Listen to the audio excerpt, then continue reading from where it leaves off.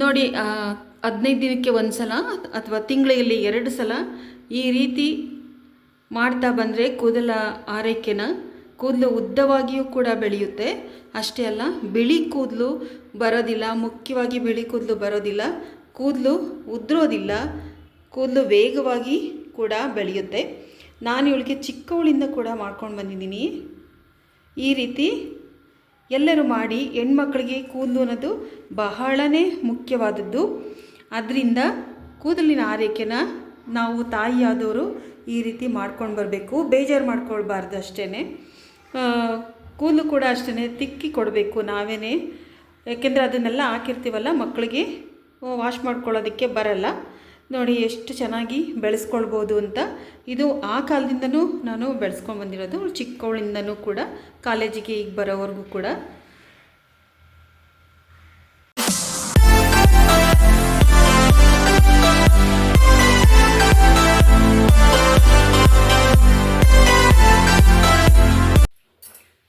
ಎಲ್ಲರಿಗೂ ನಮಸ್ಕಾರ. ಎಲ್ಲರೂ ಹೇಗಿದ್ದೀರಾ?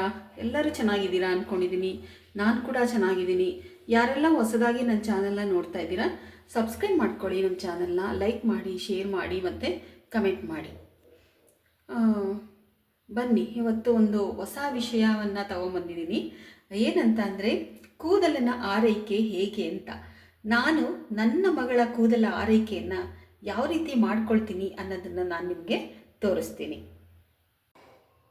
ಕೂದಲು ಕಪ್ಪಾಗಿರಬೇಕು, ಉದುರಬಾರ್ದು. ಅಷ್ಟೇ ಅಲ್ಲ, ಉದ್ದ ಬೆಳಿಬೇಕು. ಇಷ್ಟು ಆಗಬೇಕಂದ್ರೆ ಅದಕ್ಕೆ ಒಂದು ಹೋಮ್ ರೆಮಿಡಿ ಇದೆ. ಅದನ್ನು ಪಾಲಿಸ್ತಾ ಬರಬೇಕು. 15 ದಿನಕ್ಕೆ ಒಂದು ಸಲ ಪಾಲಿಸಿದರೆ ಸಾಕು. ನಾನು ನನ್ನ ಮಗಳಿಗೆ, ಅವಳು ಚಿಕ್ಕವಳಿಂದ ಕೂಡ 15 ದಿನಕ್ಕೆ ಒಂದು ಸಲ ಈ ಒಂದು ರೆಮಿಡಿಯನ್ನು ಮಾಡ್ಕೊಂಡು ಬಂದಿದ್ದೀನಿ. ಅದನ್ನು ನಾನು ನಿಮಗೆ ತೋರಿಸ್ತೀನಿ. ಅವಳು ಕೂದಲನ್ನು ಕೂಡ ತೋರಿಸ್ತೀನಿ ಹೇಗಿದೆ ಅಂತ ಹೇಳಿ. ಇದನ್ನು ಹಚ್ಚೋದ್ರಿಂದ, ಈಗ ಚಿಕ್ಕ ಮಕ್ಕಳಿಂದ ಹಚ್ಕೊಂಡು ಬನ್ನಿ.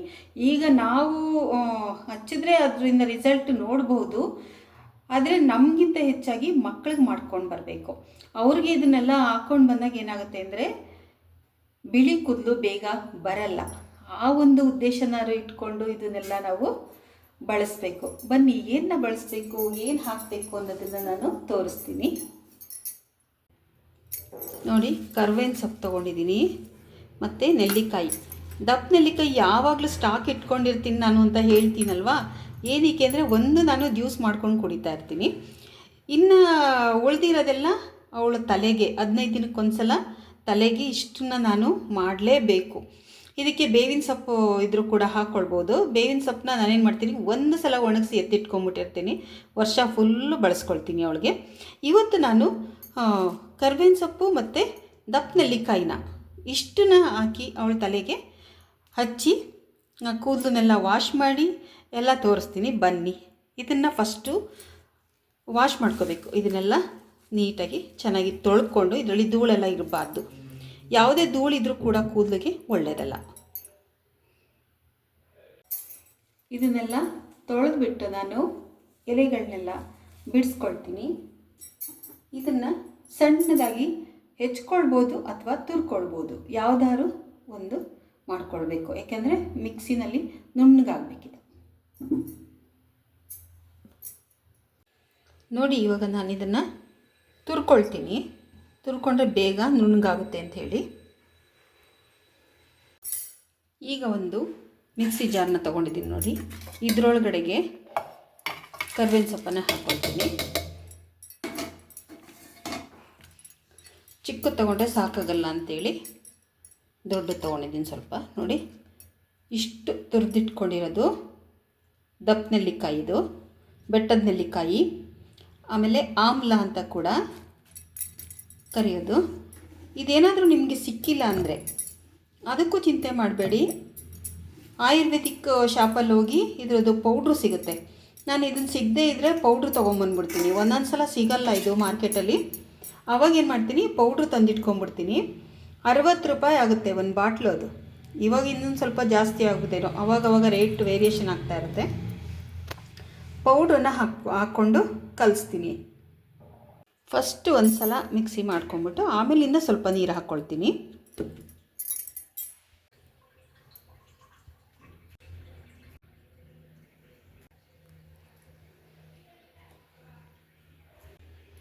ನೋಡಿ ಯಾವ ಥರ ರುಬ್ಬಿದ್ದೀನಿ ಅಂತ ಹೇಳಿ.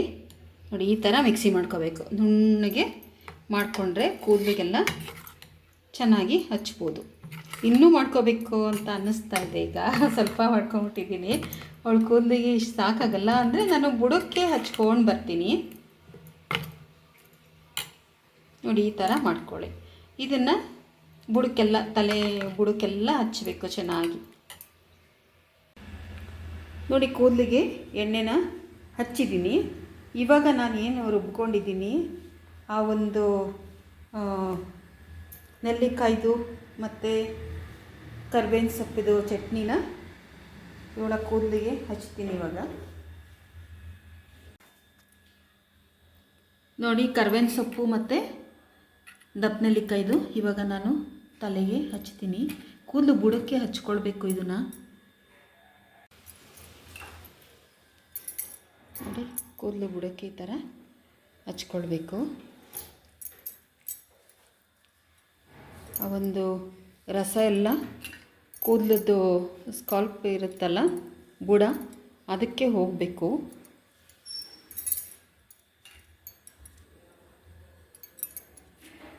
ಸ್ವಲ್ಪ ಸ್ವಲ್ಪನೇ ತೆಗೆದು ಹಚ್ಚಬೇಕು. ನಾನು ಒಂದೇ ಕೈನಲ್ಲಿ ಮಾಡ್ತಾ ಇರೋದ್ರಿಂದ ನಿಮಗೆ ಕರೆಕ್ಟಾಗಿ ಗೊತ್ತಾಗಲ್ಲ ಅಷ್ಟೇ.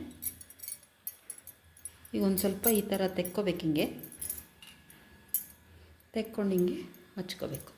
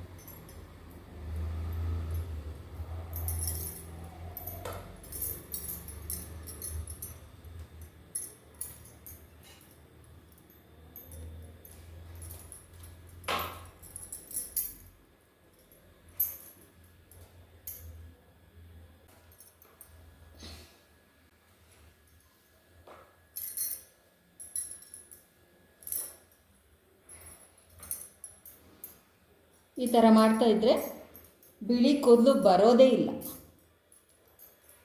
ಅಂದರೆ ಒಂದಿನ 2 ದಿನ ಮಾಡಿಬಿಟ್ರೆ ಯೂಸ್ ಆಗಲ್ಲ. 15 ದಿನಕ್ಕೆ ಸಲನಾದರೂ ಮಾಡಲೇಬೇಕು. ನೋಡಿ ಈ ಥರ ಹಚ್ಚಿದ್ದೀನಿ. ಇವಾಗ ಒಂದು ಅರ್ಧ ಗಂಟೆ 3/4 ಗಂಟೆ ಅಷ್ಟು ಬಿಟ್ಟು ಸ್ನಾನ ಮಾಡಬೇಕು. ನೋಡಿ ಈ ಥರ ಗಂಟನ್ನು ಕಟ್ಟಿದ್ದೀನಿ. ಚೆನ್ನಾಗಿ ಬುಡ ಎಲ್ಲ ನೆನ್ಕೊಳ್ಳಿ. ನೋಡಿ ಇವಾಗ ಸ್ನಾನ ಎಲ್ಲ ಮಾಡ್ಕೊಂಡು ಬಂದಿದ್ದಾಳೆ. ಕೂದಲೆಲ್ಲ ಚೆನ್ನಾಗಿ ವಾಶ್ ಆಗಿದೆ. ಎಷ್ಟು ಚೆನ್ನಾಗಿ ಕಾಣಿಸ್ತಾ ಇದೆ ಅಂತ ನೋಡಿ. ಎಷ್ಟು ಉದ್ದ ಇದೆ ಅಂತ ತೋರಿಸ್ತಾ ಇದ್ದೀನಿ. ಕೂದಲೆಲ್ಲ ಚೆನ್ನಾಗಿ ಬಿಡಿ ಬಿಡಿಯಾಗಿದೆ. ಎಣ್ಣೆ ಎಲ್ಲ ವಾಶ್ ಆಗಿದೆ. ನೋಡಿ 15 ದಿನಕ್ಕೆ ಒಂದು ಸಲ ಅಥವಾ ತಿಂಗಳಲ್ಲಿ 2 ಸಲ ಈ ರೀತಿ ಮಾಡ್ತಾ ಬಂದರೆ ಕೂದಲ ಆರೈಕೆನ, ಕೂದಲು ಉದ್ದವಾಗಿಯೂ ಕೂಡ ಬೆಳೆಯುತ್ತೆ. ಅಷ್ಟೇ ಅಲ್ಲ, ಬಿಳಿ ಕೂದಲು ಬರೋದಿಲ್ಲ. ಮುಖ್ಯವಾಗಿ ಬಿಳಿ ಕೂದಲು ಬರೋದಿಲ್ಲ, ಕೂದಲು ಉದುರೋದಿಲ್ಲ, ಕೂದಲು ವೇಗವಾಗಿ ಕೂಡ ಬೆಳೆಯುತ್ತೆ. ನಾನು ಇವಳಿಗೆ ಚಿಕ್ಕವಳಿಂದ ಕೂಡ ಮಾಡ್ಕೊಂಡು ಬಂದಿದ್ದೀನಿ. ಈ ರೀತಿ ಎಲ್ಲರೂ ಮಾಡಿ. ಹೆಣ್ಮಕ್ಳಿಗೆ ಕೂದಲು ಅನ್ನೋದು ಬಹಳನೇ ಮುಖ್ಯವಾದದ್ದು. ಅದರಿಂದ ಕೂದಲಿನ ಆರೈಕೆನ ನಾವು ತಾಯಿಯಾದವರು ಈ ರೀತಿ ಮಾಡ್ಕೊಂಡು ಬರಬೇಕು. ಬೇಜಾರು ಮಾಡ್ಕೊಳ್ಬಾರ್ದು ಅಷ್ಟೇ. ಕೂದಲು ಕೂಡ ಅಷ್ಟೇ ತಿಕ್ಕಿ ಕೊಡಬೇಕು ನಾವೇ. ಯಾಕೆಂದರೆ ಅದನ್ನೆಲ್ಲ ಹಾಕಿರ್ತೀವಲ್ಲ, ಮಕ್ಕಳಿಗೆ ವಾಶ್ ಮಾಡ್ಕೊಳ್ಳೋದಕ್ಕೆ ಬರಲ್ಲ. ನೋಡಿ ಎಷ್ಟು ಚೆನ್ನಾಗಿ ಬೆಳೆಸ್ಕೊಳ್ಬೋದು ಅಂತ. ಇದು ಆ ಕಾಲದಿಂದನೂ ನಾನು ಬೆಳೆಸ್ಕೊಂಡು ಬಂದಿರೋದು. ಚಿಕ್ಕವಳಿಂದನೂ ಕೂಡ ಕಾಲೇಜಿಗೆ ಈಗ ಬರೋವರೆಗೂ ಕೂಡ. ನೋಡಿದ್ರಲ್ಲ ಫ್ರೆಂಡ್ಸ್, ಇಲ್ಲಿವರೆಗೂ ಕೂಡ ನಾನು ನನ್ನ ಮಗಳ ಕೂದಲನ್ನು ಯಾವ ರೀತಿ ಕಾಪಾಡ್ಕೊಂಡು ಬಂದಿದ್ದೀನಿ ಅನ್ನೋದನ್ನು ನಾನು ನಿಮಗೆ ತೋರಿಸಿದ್ದೀನಿ. ಮಕ್ಕಳಿಗೆ ಕೂದಲು ತುಂಬಾ ಇಂಪಾರ್ಟೆಂಟು. ನನಗಂತೂ ಕೂದಲು ಅಂದರೆ ಬಹಳನೇ ಇಷ್ಟ. ಅದರಿಂದ ನನಗೂ ಕೂಡ ಹಾಗೆ ಇತ್ತು. ಆದರೆ ನನ್ನ ಮದುವೆ ಆದಮೇಲೆ ಯಾವುದೇ ರೀತಿ ಅದನ್ನು ಕೇರ್ ತಗೊಳ್ಳಿಲ್ಲ ನಾನು. ಅದಕ್ಕೆ ನನ್ನ ಕೂದಲು ಸಣ್ಣ ಆಯಿತು. ಆದರೆ ನನ್ನ ಮಗಳು ಕೂದಲನ್ನ ಮಾತ್ರ ಪ್ರತಿ ಒಂದು ದಿನ ಕೂಡ ನಾನು ಕೇರ್ ಮಾಡ್ತೀನಿ. ಅವಳಿಗೆ ಎಣ್ಣೆ ಹಚ್ಚೋದ್ರಿಂದ ಫಸ್ಟು ಸ್ಟಾರ್ಟ್ ಮಾಡೋದು ಎಣ್ಣೆ ಹಚ್ಚೋದ್ರಿಂದ ವಾರಕ್ಕೆ 2 ಸಲ ಎಣ್ಣೆ ಹಚ್ತೀನಿ. ಆಮೇಲೆ 15 ದಿನಕ್ಕೆ 1 ಸಲ ಈ ರೀತಿ ಮಾಡ್ತೀನಿ. ಯಾವುದ್ಯಾವುದು ನನಗೆ ಗೊತ್ತಿದೆ ಅದೆಲ್ಲನೂ ಮಾಡ್ತಾ ಹೋಗ್ತೀನಿ. ಇದನ್ನಂತೂ ಬಿಡೋದಿಲ್ಲ. ದಪ್ಪ ನೆಲ್ಲಿಕಾಯಿ ಮತ್ತು ಕರ್ಬೇವಿನ ಸೊಪ್ಪು ಮತ್ತು ಬೇವಿನ ಸೊಪ್ಪು, ಇವತ್ತು ಬೇವಿನ ಸೊಪ್ಪು ಹಾಕಿಲ್ಲ ಅಷ್ಟೇ, ಅಷ್ಟನ್ನು ಕೂಡ ನಾನು ರುಬ್ಬಿ ಯಾವಾಗಲೂ ಕೂಡ ಅವಳಿಗೆ ಅದನ್ನು ಹಚ್ಚಿ ಸ್ನಾನ ಮಾಡಿಸ್ತೀನಿ. ಅದರಿಂದ ಕೂದಲು ಯಾವುದೇ ಕಾರಣಕ್ಕೂ ಉದುರೋದಿಲ್ಲ, ಒಂದು ಬಿಳಿ ಕೂದಲು ಬರಲ್ಲ. ಯಾಕಂದರೆ ಇತ್ತೀಚೆಗೆ ಬಾಲನೆರೆ ಜಾಸ್ತಿ ಆಗಿಬಿಟ್ಟಿದೆ. ಈ ರೀತಿ ಆರೈಕೆ ಮಾಡೋದ್ರಿಂದ ಮಕ್ಕಳ ಕೂದಲು ತುಂಬ ಚೆನ್ನಾಗಿರುತ್ತೆ. ಕೂದಲು ಬೇಗ ಬೆಳ್ಳಗಾಗೋದಿರ್ಬೋದು, ಉದುರೋದಿರ್ಬೋದು. ಯಾಕೆ ಅಂತಂದರೆ ಆ ಬುಡ ಇರುತ್ತೆ ನೋಡಿ, ಈ ಬೆವರೆಲ್ಲ ಬರುತ್ತಲ್ಲ, ಆ ಬುಡದಲ್ಲಿ ಬೇಡದೇ ಇರುವಂತಹ ಬ್ಯಾಡ್ ಬ್ಯಾಕ್ಟೀರಿಯಾಸ್ಗಳೆಲ್ಲ ಉಂಟಾಗುತ್ತೆ. ಅದರಿಂದ ಕೂದಲು ಹಾಳಾಗುತ್ತೆ. ಅದರಿಂದ ಏನು ಮಾಡಬೇಕಂದ್ರೆ ಈ ರೀತಿ ಮಾಡೋದ್ರಿಂದ ಯಾವುದೇ ರೀತಿ ಬೆವರು ಬಂದರೂ ಕೂಡ ಯಾವುದೇ ಬ್ಯಾಕ್ಟೀರಿಯಾಗಳು ಉಂಟಾಗೋದಿಲ್ಲ. ಇದರಿಂದ ಅಷ್ಟೇ ಮುಖ್ಯವಾದ ಕಾರಣ ಇರೋದು ಅಲ್ಲಿ. ಅದರಿಂದ ಏನಾಗುತ್ತೆ, ಕೂದಲು ಚೆನ್ನಾಗಿ ಉದ್ದವಾಗಿ ಬೆಳೆಯುತ್ತೆ. ಮುಖ್ಯವಾಗಿ ಬಿಳಿ ಕೂದಲು ಬರೋದಿಲ್ಲ. ಬಾಲನೆರೆ ಅಂತ ಏನಿದೆ ಅದು ಬರೋದಕ್ಕೆ ಚಾನ್ಸೇ ಇಲ್ಲ. ಇದೇ ರೀತಿ ಮುಂದುವರಿಸ್ಕೊಂಡು ಹೋದರೆ ಬಹಳಷ್ಟು ಲಾಂಗ್ ಟೈಮ್ವರೆಗೂ ಕೂಡ ಬಿಳಿ ಕೂದಲಿನಿಂದ ನಾವು ಪಾರಾಗ್ಬೋದು. ಇವತ್ತಿನ ವಿಡಿಯೋ ಇದಾಗಿತ್ತು ನೋಡಿ. ಇವತ್ತಿನ ವಿಡಿಯೋ ಎಲ್ಲರಿಗೂ ಇಷ್ಟ ಆಗಿದೆ ಅಂತ ನಾನು ತಿಳ್ಕೊಂಡಿದ್ದೀನಿ. ಆದಷ್ಟು ಹೆಣ್ಮಕ್ಳ ಕೂದಲನ್ನು ಆರೈಕೆ ಮಾಡ್ಕೊಳ್ಳಿ. ಎಲ್ಲರೂ ಕೂಡ ಬೇಜಾರು ಮಾಡ್ಕೊಳ್ಳೋದು ಬೇಡ. ಅದರಿಂದ ನನಗಂತೂ ಭಾಳ ಖುಷಿಯಾಗಿ ಮಾಡ್ತೀನಿ. ನಾನೇ ತಲೆ ಬಾಚ್ಕೊಡೋದು. ಅವಳಿಗೆ ತಲೆ ಬಾಚ್ಕೊಳ್ಳೋದಕ್ಕೆ ಆಗೋದಿಲ್ಲ, ಅಷ್ಟು ಉದ್ದ ಕೂದಲಿರೋದ್ರಿಂದ ನಾನೇ ತಲೆ ಬಾಚ್ಕೊಡೋದು ಮಾಡಬೇಕು. ಏಕೆಂದರೆ ನಾವು ತಾಯಿಯಾದವ್ರಿಗೆ ಹೆಣ್ಮಕ್ಳ ಕೂದಲು ಕಂಡ್ರೆ ಭಾಳನೇ ಇಷ್ಟ ಇರುತ್ತೆ. ನನಗಂತೂ ಬಹಳ ಇಷ್ಟ. ಒಂದೊಂದು ಕ್ಷಣ ಕೂಡ ಅವಳ ಕೂದಲು ಬಗ್ಗೆ ನಾನು ಭಾಳ ಗಮನಿಸ್ತೀನಿ. ನಾನು ಇವತ್ತಿನ ವಿಡಿಯೋ ನೋಡಿದ್ದಕ್ಕೆ ಎಲ್ಲರಿಗೂ ನನ್ನ ತುಂಬು ಹೃದಯದ ಧನ್ಯವಾದಗಳು. ವಿಡಿಯೋ ಇಷ್ಟ ಆಯಿತು ಅಂತ ಅಂದರೆ ಏನು ಮಾಡಬೇಕು, ಲೈಕ್ ಮಾಡಿ, ಶೇರ್ ಮಾಡಿ ಹಾಗೂ ಕಮೆಂಟ್ ಮಾಡಿ. ಈ ವಿಡಿಯೋನ ನೋಡಿದ್ದಕ್ಕೆ ಎಲ್ಲರಿಗೂ ನನ್ನ ತುಂಬು ಹೃದಯದ ಧನ್ಯವಾದಗಳು.